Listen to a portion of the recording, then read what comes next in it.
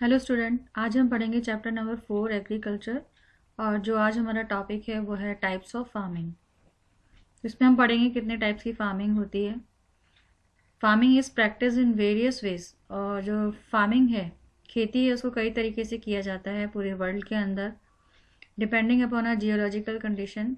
और ये डिपेंड करता है वहाँ की जियोलॉजिकल कंडीशन कैसी है, डिमांड ऑफ प्रोड्यूस, जो भी प्रोड्यूस किया उसकी डिमांड कितनी है, लेबर कैसे हैं, कितने लेबर पाए जाते हैं या यूज़ किए जा रहे हैं खेती के अंदर, लेवल ऑफ टेक्नोलॉजी या फार्मिंग के अंदर किस टाइप की टेक्नोलॉजी यूज़ की जा रही है, उसका क्या लेवल है। फार्मिंग कैन बी, तो इन सब के बेसिस पर हम फार्मिंग को क्लासीफाई कर सकते हैं या डिवाइड कर सकते हैं मेन 2 पार्ट्स के अंदर। तो ये 2 टाइप्स की फार्मिंग हो गई। एक होता है subsistence farming, subsistence farming and commercial farming. तो जो सबसिस्टेंस फार्मिंग है, इसको हम, इसमें क्या होता है, जो किसान होते हैं वो खेती करते हैं। इसमें जो किसान और उसके जो परिवार होते हैं ये मिलकर खेती करते हैं।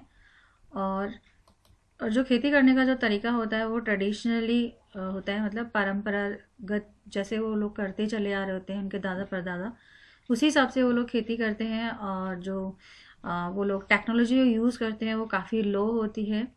और घर के ही जो मेंबर होते हैं वो लेबर के रूप में काम करते हैं and are used to produce on small outputs. और क्या होता है कि जो भी प्रोडक्शन होता है वो बहुत थोड़ा सा होता है, तो उससे केवल क्या होता है, परिवार का ही खर्चा चल पाता है। Substances farming can be further classified. और जो सब्सटेंसिव फार्मिंग है इसको भी 2 टाइप्स के अंदर बांटा गया है। एक होता है इंटेंसिव सब्सिस्टेंस फार्मिंग और दूसरा होता है प्रिमिटिव सब्सिस्टेंस फार्मिंग। इंटेंसिव के अंदर छोटा सा प्लॉट होता है किसान के पास और उसमें वो सिंपल टूल्स और ज़्यादा लेबर्स को यूज़ करके खेती करता है। और इसमें जो क्लाइमेट होता है वो अहम भूमिका निभाता है। Climate with the large number of days with sunshine and fertile soil, इसमें सनशाइन चाहिए होता है और सॉइल फर्टाइल होनी चाहिए। इंटेंसिव फार्मिंग के अंदर जो किसान होता है छोटे से प्लॉट पर ज़्यादा से ज़्यादा फसल ग्रो करने की कोशिश करता है। तो यहाँ हम ये कह सकते हैं कि वो एक से ज़्यादा फसल एक साल के अंदर उस छोटे से सेम प्लॉट पर उगाता है। Rice is the main crop. जो राइस है वो क्या है, एक मेन क्रॉप है। अदर क्रॉप्स इंक्लूड, और जो दूसरी क्रॉप्स लगाई जाती हैं इंटेंसिव फार्मिंग के अंदर, तो वो है आपकी वीट, मेज, पल्सेज एंड ऑयल सीड। इसमें क्या होता है, जो किसान होता है जब वो प्रोडक्शन करता है तो वो अपने लिए थोड़ा सा रख लेता है अपने परिवार के लिए, और जो सरप्लस बच जाता है उसको मार्केट में सेल कर देता है। Intensive subsistence agriculture is prevalent in the thickly populated areas. और इस प्रकार की जो खेती होती है वो खासकर जहाँ पर पॉपुलेशन ज़्यादा होती है ऐसे एरियाज के अंदर की जाती है, ऑफ द मानसून रीजन में of south east and east Asia में। ऑर्गेनिक फार्मिंग क्या होता है, इसमें बता रखा है। ऑर्गेनिक फार्मिंग एक इस टाइप की फार्मिंग होती है जिसके अंदर ऑर्गेनिक मैन्योर्स को यूज़ किया जाता है या नेचुरल पेस्टिसाइड्स को यूज़ किया जाता है केमिकल्स के बजाय। इंस्टीड मतलब होता है के बजाय, मतलब केमिकल्स को यूज़ नहीं करते हैं और इनकी बजाय किसको यूज़ करते हैं, ऑर्गेनिक मैन्योर्स को यूज़ करते हैं या नेचुरल पेस्टिसाइड्स को यूज़ करते हैं। No genetic modification done in increase the yield of crop. कोई भी मॉडिफिकेशन नहीं किया जाता है लेकिन फिर भी जो क्रॉप है वो ज़्यादा होती है। देन तो फर्स्ट आपने पढ़ा था इंटेंसिव एंड देन सेकेंड है आपका प्रिमिटिव सब्सिस्टेंस फार्मिंग के अंदर शिफ्टिंग, ये भी 2 टाइप्स के होते हैं प्रिमिटिव। एक होता है शिफ्टिंग कल्टीवेशन, दूसरा होता है नोमैटिक हर्डिंग। शिफ्टिंग कल्टीवेशन जो है ये प्रैक्टिस किया गया है या इस प्रकार की जो खेती है वो थिकली फॉरेस्टेड एरियाज के अंदर की जाती है। Amazon basin, tropical Africa, part of south east Asia, north east India के अंदर। इस प्रकार ये जो इस प्रकार की जो खेती है वो ऐसे एरियाज में की जाती है जहाँ हैवी रेनफॉल होता है और जहाँ जो वेजिटेशन है वो फटाफट क्विक रीजनरेशन हो जाती है, मतलब वापस से जो वेजिटेशन है वो उग जाती है। तो ऐसे एरियाज के अंदर शिफ्टिंग कल्टीवेशन किया जाता है। शिफ्टिंग कल्टीवेशन के अंदर क्या होता है, शिफ्टिंग कल्टीवेशन क्या होती है, तो इसमें क्या होता है कि जो जंगल है, जो फॉरेस्ट है, उसका कुछ हिस्सा, कुछ पार्ट जो होता है उसका क्लियर किया जाता है, मतलब काटा जाता है, और जो कटे हुए पेड़ होते हैं उसको वहीं पर जला दिया जाता है, और उसकी जो एशेज होती हैं, जलाने के बाद जो राख बचती है उसको वो सॉइल में मिक्स कर देते हैं और फिर वहाँ पर खेती करते हैं। और वहाँ पर जो खेती होती है वो मेज़, यम, पोटैटो एंड कसावा की होती है। After soil losing its fertility, और उसके बाद क्या होता है, जब सॉइल की फर्टिलिटी ख़त्म होने लगती है तो लैंड को खाली छोड़ दिया जाता है, और जो कल्टीवेटर्स होते हैं, जो किसान होते हैं, वो नए प्लॉट की तरफ मूव कर जाते हैं, यानी कि वो फिर से पैच ऑफ फॉरेस्ट को क्लियर करते हैं, फिर वही सारा जो प्रोसीजर है उसको काटना, उसको जलाना, उसके बाद फिर उसी सॉइल में मिलाना और नई क्रॉप लगाना, तो ये जो प्रोसीजर है वो वापस से करते हैं। तो शिफ्टिंग मतलब क्या हुआ कि वो अपनी लैंड को छोड़ के दूसरी लैंड पर शिफ्ट हो जाते हैं, तो उसी को हम क्या बोलते हैं, शिफ्टिंग कल्टिवेशन। शिफ्टिंग कल्टीवेशन को स्लैश एंड बर्न एग्रीकल्चर भी कहा जाता है। स्लैश मतलब होता है काटना और बर्न मीन्स जलाना।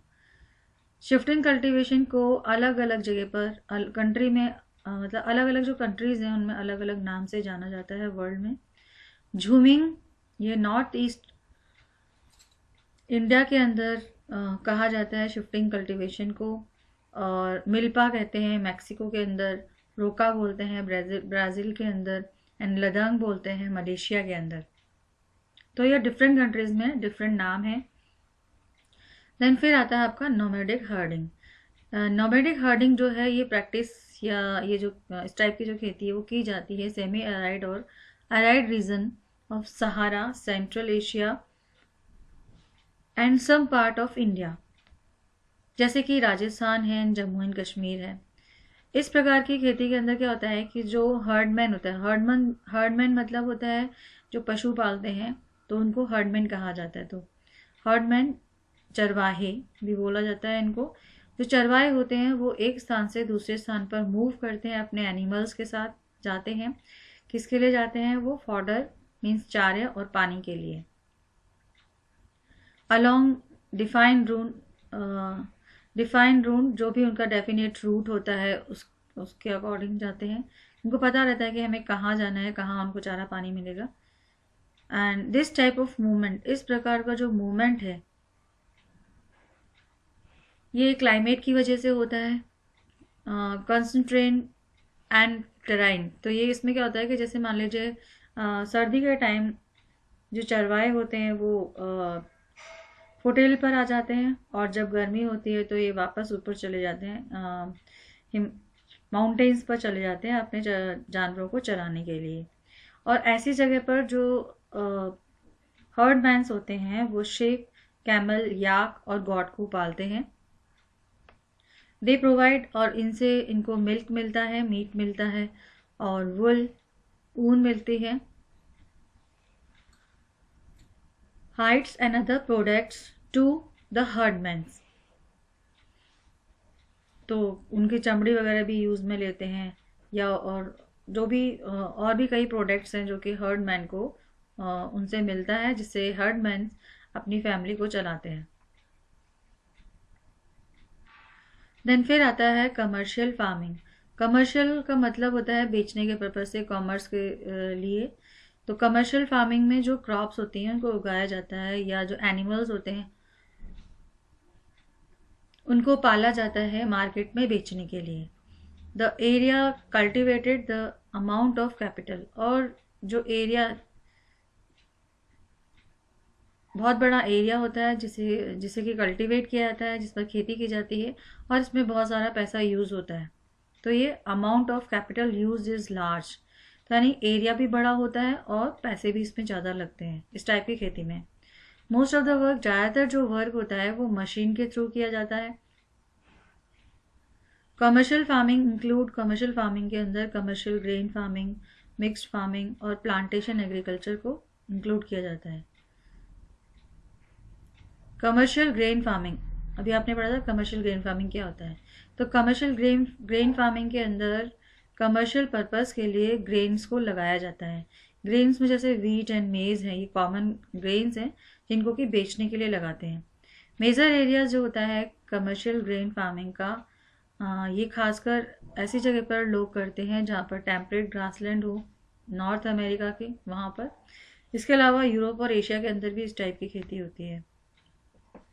दीज एरियाज स्पार्सली पॉपुलेटेड, और ये जो एरिया होते हैं वो यहाँ पर कम लोग रहते हैं और दूर दूर रहते हैं। उनके पास बड़े बड़े फार्म्स होते हैं, और जो उनके फार्म्स होते हैं वो हंड्रेड्स ऑफ हेक्टेयर्स के अंदर फैले हुए होते हैं। Sewer winters restricted the growing season, और जब बहुत कड़ाके की सर्दी पड़ती है तो वहाँ पर केवल एक ही क्रॉप को उगाया जाता है।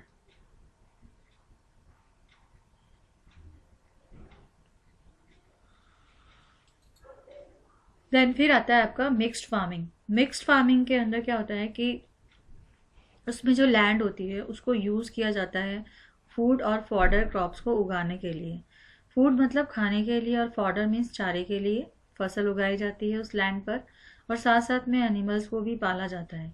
इस टाइप की जो खेती है, मिक्स फार्मिंग जो खेती है, ये होती है आपके Europe, eastern USA, Argentina, south east Australia, New Zealand and south Africa के अंदर। देन फिर आता है आपका प्लांटेशन। प्लांटेशन प्लांटेशन ये एक टाइप का कमर्शियल फार्मिंग है जिसके अंदर सिर्फ एक ही प्रकार की क्रॉप को उगाया जाता है, जैसे कि टी है, कॉफ़ी है, शुगर केन एंड कैश्यू, काजू वगैरह, and rubber, banana and cotton. इसको बहुत बड़े अमाउंट के अंदर ग्रो किया जाता है, मतलब, और साथ में इसमें बहुत सारे लेबर्स यूज़ किए जाते हैं इसको लगाने के लिए, और कैपिटल की भी रिक्वायरमेंट होती है, मतलब बहुत सारा कैपिटल भी इसमें लगता है। द प्रोड्यूस में be proceed on the farm, जो प्रोडक्शन है वो फार्म पर प्रोसीड किया जाता है itself in a nearby factories, मतलब वहाँ से उनको भेजा जाता है पास की फैक्ट्रीज के अंदर, वहीं पे तैयार करके। And the development of the transport, और इसके लिए जो ट्रांसपोर्ट नेटवर्क है उसका डेवलप होना बहुत ज़्यादा ज़रूरी है। मेजर प्लांटेशंस आर फाउंड, ज़्यादा जो प्लांटेशंस हैं ये पाए जाते हैं ट्रॉपिकल रीजन्स के अंदर वर्ल्ड में, और जैसे कि रबर है सबसे ज़्यादा मलेशिया के अंदर लगाया जाता है, कॉफ़ी है जो ब्राज़ील में है, टी जो है वो इंडिया में है, एंड श्रीलंका के अंदर इसको लगाया जाता है। तो ये रबर, कॉफ़ी, टी, ये सब क्या चीज़ें हैं, प्लांटेशन। अब आप देखेंगे जैसे बनाना का, इसमें बहुत सारे बनाना लग रहे हैं, बनाने के पेड़ हैं, तो बहुत बड़ा एरिया होता है, उसमें एक ही टाइप की क्रॉप को उगाया जाता है, उसको हम बोलते हैं प्लांटेशन। तो यहाँ देखोगे आप इसमें बनाना प्लांटेशन शो कर रहे हैं, ऐसे टी का होता है, कॉफ़ी का होता है। देन फिर आता है आपका मेजर क्रॉप्स। मेजर क्रॉप्स में जैसे कि हमारी रिक्वायरमेंट जितनी बढ़ती हुई पॉपुलेशन है उसकी रिक्वायरमेंट को पूरा करने के लिए अलग अलग टाइप्स के क्रॉप्स को लगाया जाता है। क्रॉप्स सप्लाई रॉ मटेरियल, और जो क्रॉप्स होते हैं वो रॉ मटेरियल सप्लाई करते हैं एग्रो बेस्ड इंडस्ट्रीज को। मेजर फूड जो क्रॉप्स हैं, मेजर फूड क्रॉप्स के अंदर व्हीट, राइस, मेज, मिलेट आते हैं, एंड जूट एंड कॉटन जो है वो फाइबर क्रॉप है। और जो इम्पॉर्टेंट बीवरेज क्रॉप जो हैं वो टी एंड कॉफ़ी है। बीवरेज मतलब पेय पदार्थ जो हैं, तो पीने के लिए जो क्रॉप लगाई जाती है वो टी एंड कॉफ़ी है। इसके अंदर हम सिर्फ राइस और व्हीट के बारे में पढ़ेंगे, क्योंकि बाकी जो आपके हैं वो इस बार सिलेबस के अंदर नहीं आएगा, उसको ऐड नहीं किया गया है। तो सिर्फ राइस एंड व्हीट जो है वो आपके इस बार कोर्स में है, तो इसको हम पढ़ेंगे। सबसे पहले rice is a major food crop. जो राइस है वो सबसे मेजर फूड क्रॉप है वर्ल्ड के अंदर, और ये स्टेपल डाइट है ट्रॉपिकल और सब ट्रॉपिकल रीजन की। स्टेपल डाइट मतलब मुख्य भोजन है, जो मुख्य खाने में हमेशा चावल इंक्लूड किया जाता है। तो rice need high temperature, rice को उगाने के लिए टेम्परेचर ज़्यादा होना चाहिए, ह्यूमिडिटी ज़्यादा होनी चाहिए, यानी नमी ज़्यादा होनी चाहिए, और रेनफॉल ज़्यादा होनी चाहिए। It grows best in alluvial, और ये सबसे अच्छी उगती है जो एल्यूवल क्लेई सॉइल है उसके अंदर। जो क्लेई सॉइल होती है वो क्या करती है, अपने अंदर पानी को स्टोर करके रखती है। और जो राइस है, सबसे ज़्यादा जो राइस है वो होता है चाइना के अंदर, उसके बाद India, then Japan, Sri Lanka, Egypt में। और जो फेवरेबल कंडीशन है वो वेस्ट बंगाल एंड बांग्लादेश के अंदर है, जहाँ पर 2/3 जो क्रॉप 2 और 3 क्रॉप्स उगाया जाता है एक साल के अंदर। देन फिर आता है आपका वीट। तो वीट रिक्वायर्स मॉडरेट टेम्परेचर, जो वीट है उसके लिए मॉडरेट टेम्परेचर की ज़रूरत है, मतलब ना ज़्यादा सर्दी ना ज़्यादा गर्मी। And rainfall during the growing season, और जब इसको उगाया जाता है तो उस समय रेनफॉल की ज़रूरत होती है, वर्षा की ज़रूरत होती है। And bright sunshine at the time of harvest, और जब कटाई का समय होता है उस समय बहुत तेज सूरज की चमक चाहिए होती है, यानी कि सनशाइन चाहिए होता है। It thrives best in well drain in Lumi soil, और ये बहुत अच्छी उगती है लूमी सॉइल के अंदर। वीट को ग्रो किया जाता है सबसे ज़्यादा यूएसए के अंदर, then Canada, Argentina, Russia, Ukraine and Australia and India. India के अंदर ये जो क्रॉप है इसको विंटर सीजन में लगाया जाता है। ठीक है, तो आज के लिए इतना बहुत है। ये मिलेट्स वगैरह और उसके आगे का जो टॉपिक है उसको हटा दिया गया है, इस बार नहीं आएगा, लेकिन मैं आपको करवाऊंगी। इस बार तो नहीं आएगा आपका, लेकिन आगे अगले साल ये आ सकता है। ठीक है, तो आज के लिए इतना बहुत है। Okay bye, have a nice day.